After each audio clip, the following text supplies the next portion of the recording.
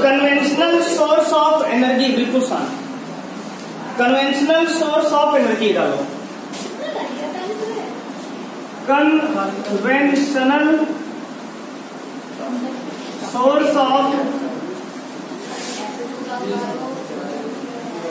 Energy, conventional source of energy यानी कि ऊर्जा के पारंपरिक साधन, ऊर्जा के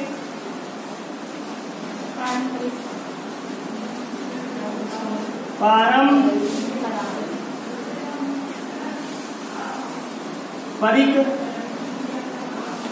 साधन, ऊर्जा के पारंपरिक साधन, ठीक है ना। Conventional source of energy. कल हमने इसका डिफरेंस पढ़ा था, कन्वेंशनल नॉन कन्वेंशनल का। आज कन्वेंशनल को डिटेल में पढ़ेंगे, कन्वेंशनल होता क्या है। लिखेंगे sources of energy, sources of energy which are known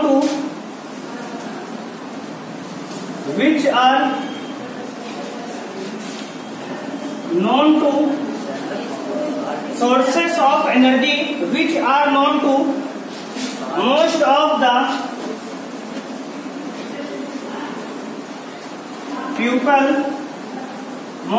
the people, for example जैसे फॉसिल फ्यूल,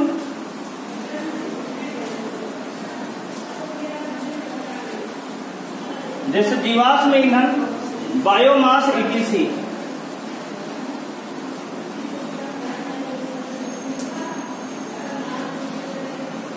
ऊर्जा के वे साधन जिनको हम लोग बहुत पहले से जानते हैं, यानी बहुत पहले से उपयोग कर रहे हैं, उन्हें क्या कहते हैं?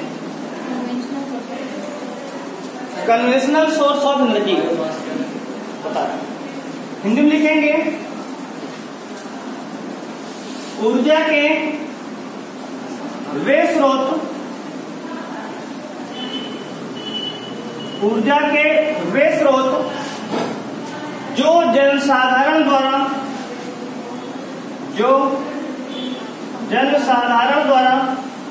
मतलब मनुष्यों के द्वारा वर्षों से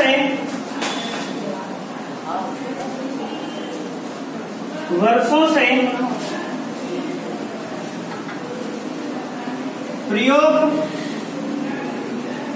किए जाते हैं,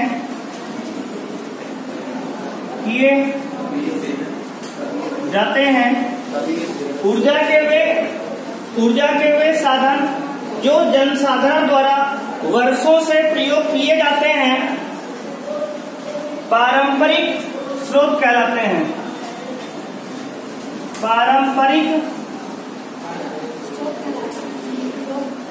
स्रोत कहलाते हैं या पारंपरिक साधन कहलाते हैं, ठीक है ना। उदाहरण में जैसे जीवाश्म ईंधन और बायोमास। फॉसिल फ्यूल क्या है? उदाहरण में जीवाश्म ईंधन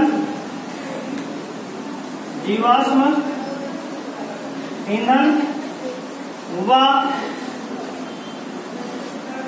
बायोमास आदि, ठीक है। तो ऊर्जा के वे साधन जिनको हम बहुत दिनों से प्रयोग कर रहे हैं, मतलब हम मनुष्य लोग बहुत समय पहले से क्या कर रहे हैं, प्रयोग में ला रहे हैं। ऊर्जा के उसी साधन क्या कहते हैं? कन्वेंशनल सोर्स ऑफ एनर्जी कहते हैं, ऊर्जा के पारंपरिक साधन कहते हैं। बात समझ में आई? अब जीवाश्म ईंधन होते क्या क्या है जानते हैं, मतलब कि फॉसिल फ्यूल है क्या, डालेंगे हेडिंग फॉसिल फ्यूल यानी कि जीवाश्म ईंधन। हेड डालेंगे फॉसिल फ्यूल यानी कि जीवाश्म ईंधन,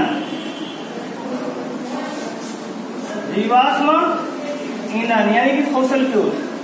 इसको नोट कर लो, तो ऊपर लिखे फिर मिटा के इसको, ठीक है ना। लिखेंगे fuel obtained from fuels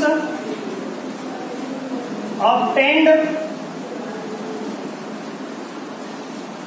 from fuel obtained from fossil, यानी जीवाश्म से प्राप्त ईंधन, जीवाश्म से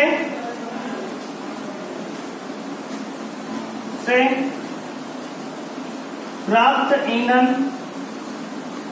क्या कहना, जीवाश्म समझते हो ना, मतलब हजारों करोड़ों साल पहले क्या हुआ था, धरती में जो पेड़ पौधे वेजिटेशन थे हमारे पृथ्वी पर, धरती के पलटने से नीचे नीचे दब गए थे, वही आज बन गया।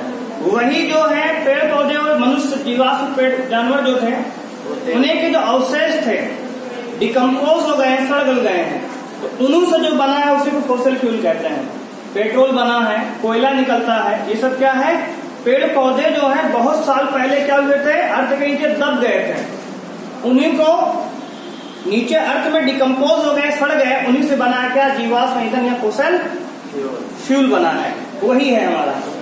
ठीक है ना, लिखेंगे आगे, जैसे इसके एग्जाम्पल क्या क्या है, इनका में कोयला आएगा कि नहीं कोल आएगा, इसके एग्जाम्पल में कोल आएगा यानी कोयला आएगा, पेट्रोलियम आएगा, पेट्रोलियम यानी कोयला, हिंदी में पेट्रोल या पेट्रोलियम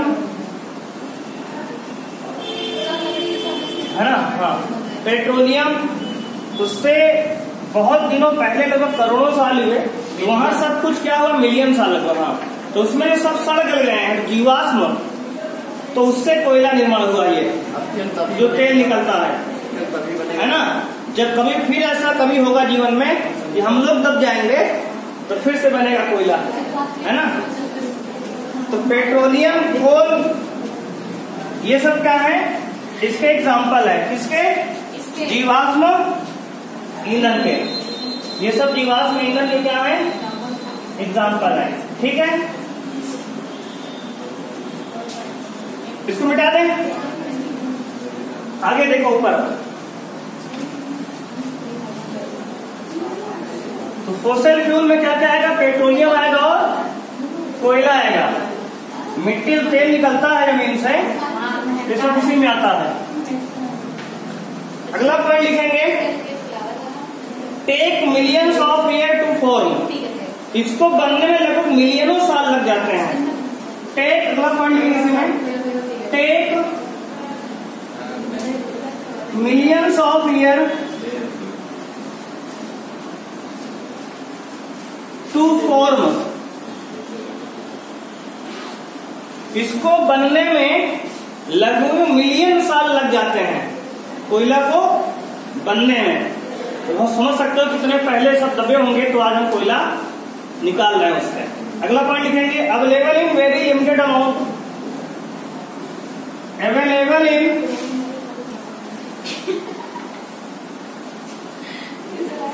वेरी लिमिटेड अमाउंट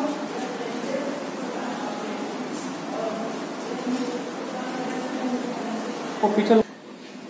तो take millions of year to form, मतलब कि इसको बनने में, इसको बनने में मिलियन वर्ष लगते हैं, मिलियन वर्ष लगते हैं। Number 2, available in very limited amount, यह बहुत ही लिमिटेड अमाउंट माने बहुत ही कम मात्रा में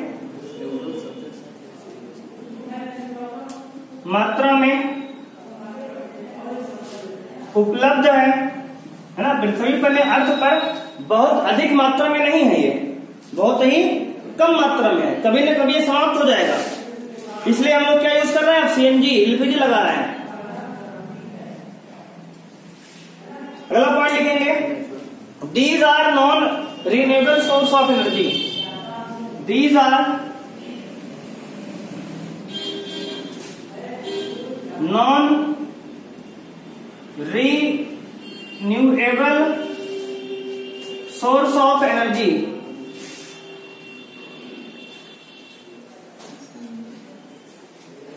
इसको रिन्यू नहीं किया जाता, मतलब दोबारा से यूज कन्वर्ट दोबारा नहीं किया जा सकता।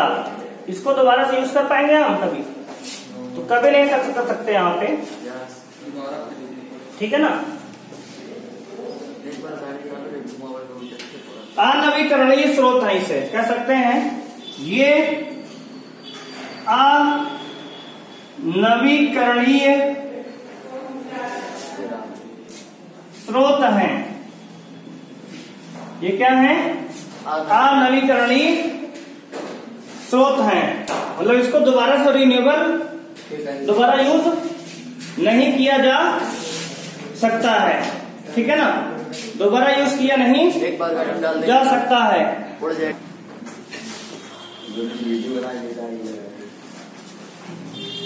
There are only 6% coal present in India.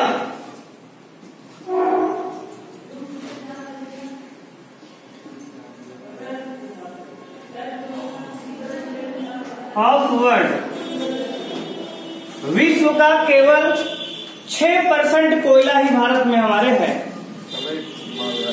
पूरे विश्व का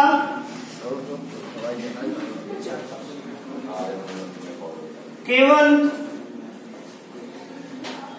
6% कोयला भारतवर्ष में है।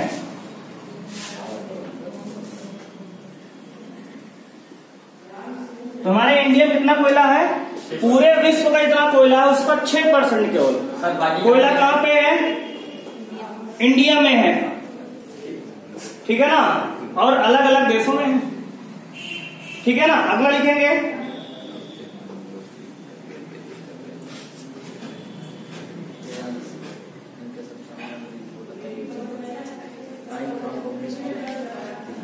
एंड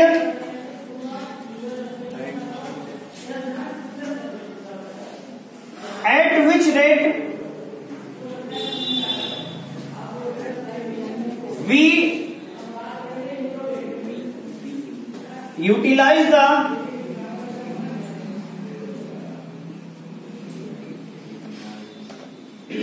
the coal, जिस दर से हम कोयला को इस्तेमाल कर रहे हैं, बहुत जल्दी खत्म हो जाएगा। approximate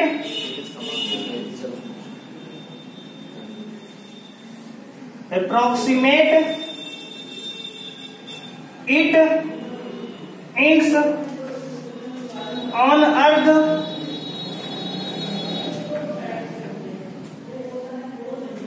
250 years। जिस दर से हम कोयले को इस्तेमाल कर रहे हैं, लगभग 250 साल में कोयला पृथ्वी से पूरा समाप्त हो जाएगा। यानी जिस दर से हम लोग कोयले को बर्न करा रहे हैं इस समय, अगर इस दर से यूज करते रहे, इस्तेमाल करते रहे, तो लगभग 250 साल बाद कोयला हमारे पृथ्वी पर बचेगा नहीं, पूरी तरह से क्या होगा? समाप्त हो जाएगा। तो इसको हिंदी में लिख लो, लगभग 250 साल बाद अगर इसी दर से हम कोयला यूज करते रहे तो कोयला क्या हो जाएगा? समाप्त हो जाएगा पृथ्वी पर। फिर कोयले से हमको मुलाकात नहीं करने को मिलेगी, है ना। तो इसलिए हम क्या करते हैं? सीएनजी और एलपीजी क्या कर रहे हैं? यूज कर रहे हैं, जिससे कोयला क्या रहे? बचा रहे, ठीक है ना। तो ये जो है हमारा, डालो हेडिंग, जीवाश्म ईंधन से होने वाली हानियां या प्रदूषण या फिर हानियां। जीवाश्म ईंधन से क्या हानि होती है? यानी pollution केस्ड by fossil fuel, pollution केस्ड by fossil fuel. देखो जी, जो हम कोयला जलाते हैं, जो हम पेट्रोल गाड़ी में डलवा के दौड़ते हैं इधर उधर, है ना, तुम्हारे जैसे बिल्कुल, हाँ, तो इससे क्या हानियां हो रही हैं, इससे क्या प्रदूषण हो रहा है, इस बात को हम समझेंगे। Concept pollution caused by fossil fuel, यानी कि क्या, यानी कि जीवाश्म ईंधन से होने वाले प्रदूषण या फिर हानियां। क्या क्या प्रदूषण कोयला और पेट्रोल जलाने से होता है, इस बात को हम समझेंगे। यहाँ पे लिखेंगे पहला पॉइंट, रिलीज्ड ऑक्साइड्स या इट रिलीज्ड, ऐसा लिखो पॉइंट नंबर 1 में, it released oxides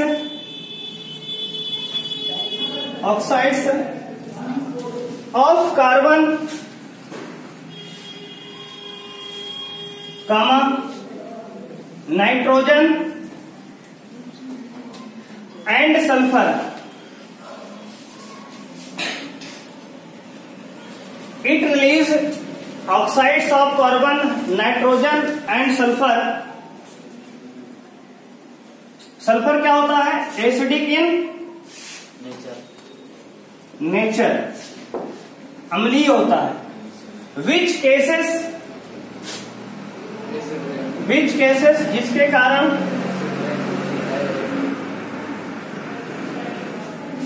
acid rains,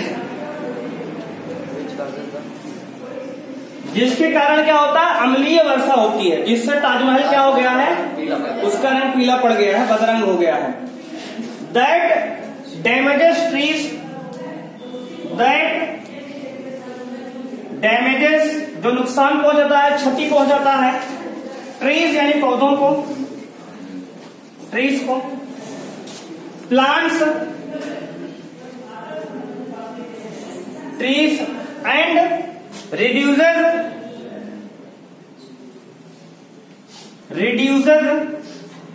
मतलब कम करता है। फर्टिलिटी ऑफ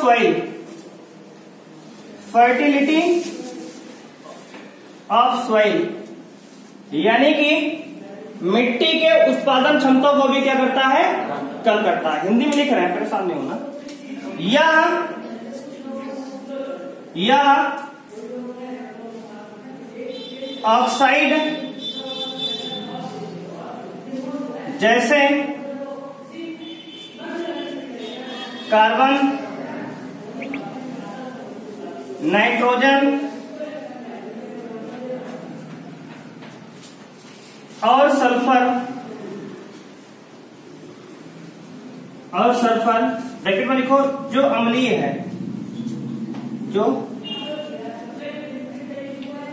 अम्लीय है, यह ऑक्साइड जैसे कार्बन, नाइट्रोजन और सल्फर जो अम्लीय है निकालता है, उत्पन्न करता है, जिसके कारण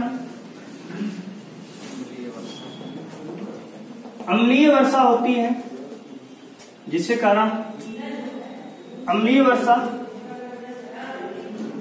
होती है, ठीक है ना। और यह मिट्टी की उत्पादन क्षमता को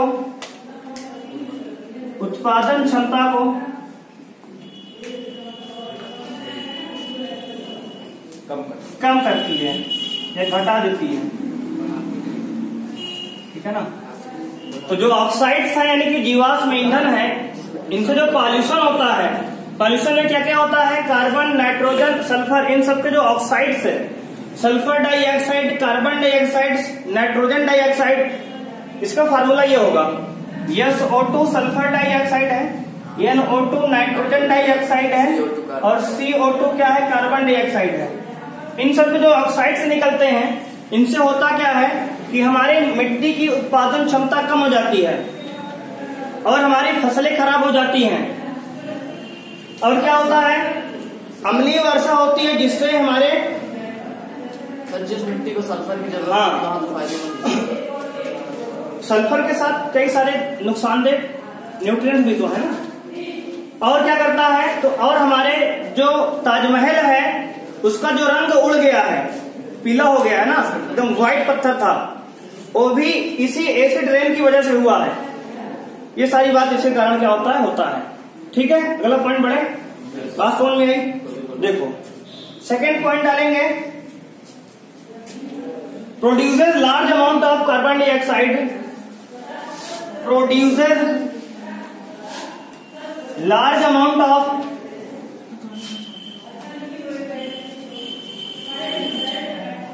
कार्बन डाइऑक्साइड यानी कि CO2 लिखो। ये मतलब यह बहुत अधिक मात्रा में CO2 बनाता है, प्रोड्यूस करता है इन द एटमोस्फियर, किसमें, वायुमंडल में, इन द एटमोस्फियर, वातावरण में, वायुमंडल में बहुत सारा क्या होता है, CO2 गैस प्रोड्यूस करता है। विच केसेस जिसके कारण green house effect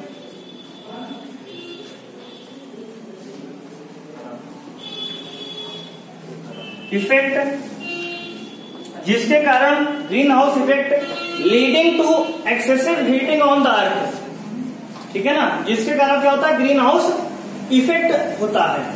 green house effect leading to excessive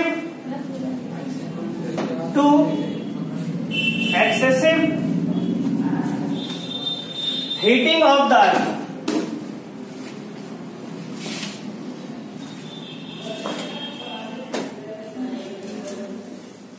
तो जीवाश्म ईंधन जो है यानी कोयला और पेट्रोल, इससे ग्रीन हाउस इफेक्ट निकलता होता है, प्रोड्यूस क्यों होता है, क्योंकि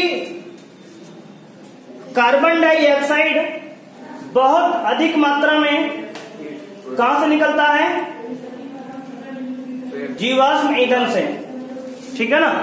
जीवाश्म ईंधन से क्या निकलता है, कार्बन डाइऑक्साइड, जिससे क्या होता है, ग्रीन हाउस इफेक्ट होता है। ग्रीन हाउस इफेक्ट को हिंदी में क्या कहते हैं समझते हैं। देखो क्या लिख रहे हैं, लिखेंगे हिंदी में इसको, उत्पन्न कार्बन डाइऑक्साइड इससे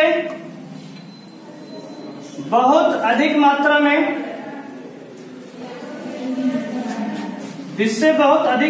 में, कार्बन डाइऑक्साइड यानी CO2 मुक्त होती है या निकलती है,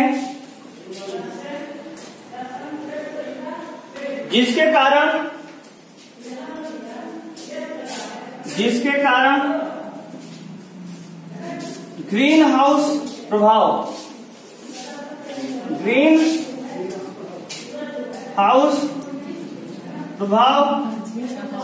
उत्पन्न होता है,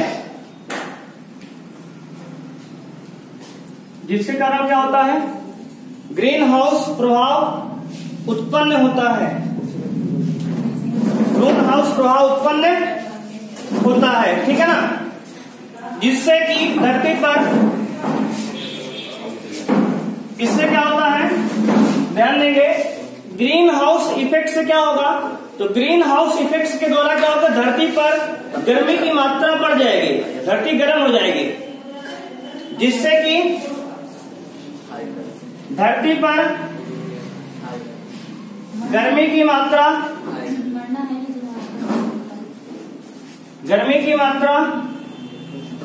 बढ़ जाती, ठीक है। तो कार्बन डाइऑक्साइड अगर एटमॉस्फेयर में ज्यादा रिलीज होगा तो इससे क्या होगा, तो इससे ग्रीन हाउस इफेक्ट प्रोड्यूस होगा।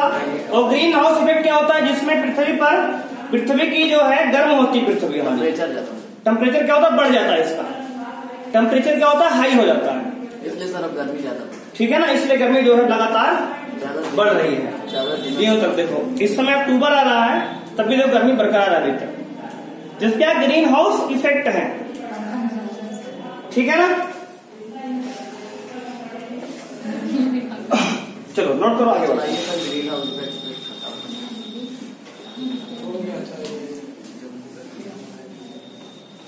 नोट कर लिया जी।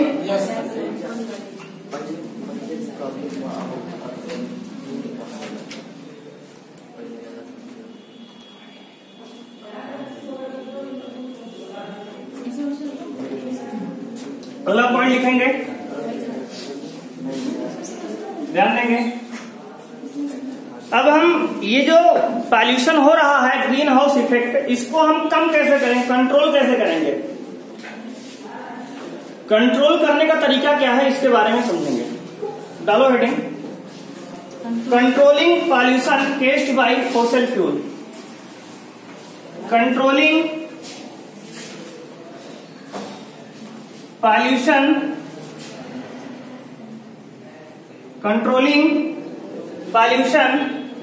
caused by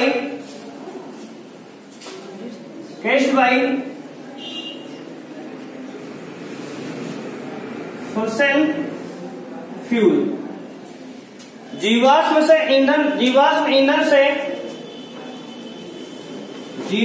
ईंधन से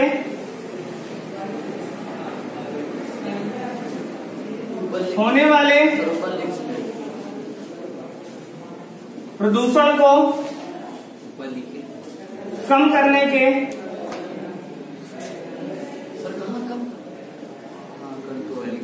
जीवाश्म ईंधन से होने वाले प्रदूषण को कम करने के उपाय क्या हैं, क्या तरीके हैं, क्या उपाय हैं, ठीक है ना।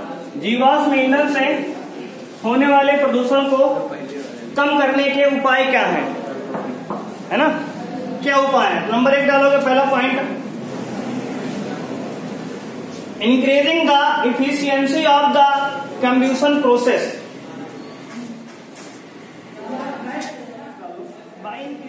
By increasing the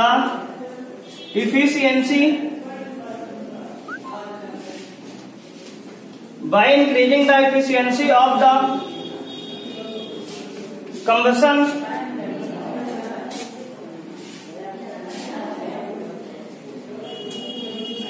process. जो दहन प्रक्रम है उसकी क्षमता बढ़ा सकते हैं हम। दहन प्रक्रम है, जो गैस बर्न होती है, अगर उसकी क्षमता बढ़ा दें, कंबशन पावर और भी अधिक बर्न हो जाए, जल जाए, जिससे हानिकारक गैस उसका हो जाए, जिससे वो कम निकले, ठीक है। क्या करेंगे, दहन प्रक्रम की क्षमता को बढ़ाकर, अगर दहन प्रक्रम की क्षमता बढ़ा देंगे, इससे क्या होगा, पॉल्यूशन क्या होगा, रिड्यूस हो जाएगा, कम हो जाएगा, पहला पॉइंट। दूसरा पॉइंट लिखेंगे, using various techniques, by using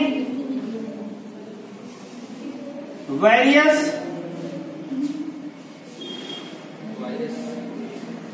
technique, अलग अलग प्रकार की तकनीक अपनाकर,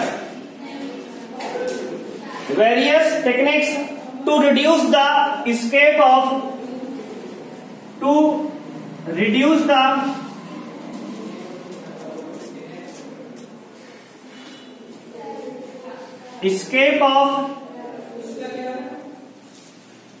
escape of harmful gases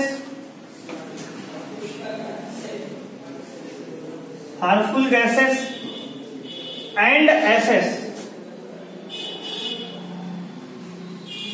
assess माने होता है राख, ये SHSES, हाँ, इनटू द सराउंडिंग,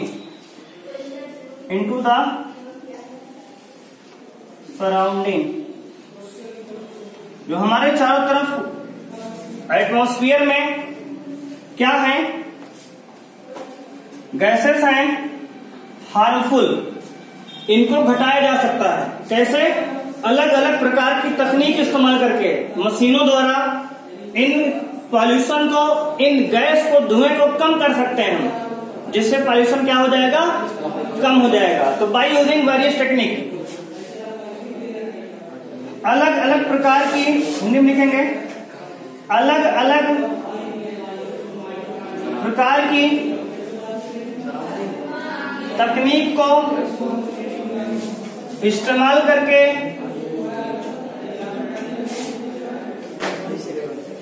अलग अलग प्रकार की तकनीक को इस्तेमाल करके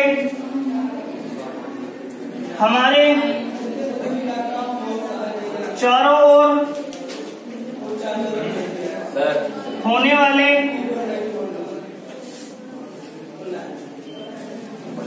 प्रदूषण को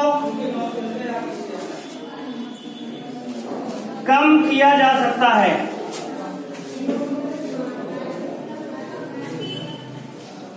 ठीक है ना।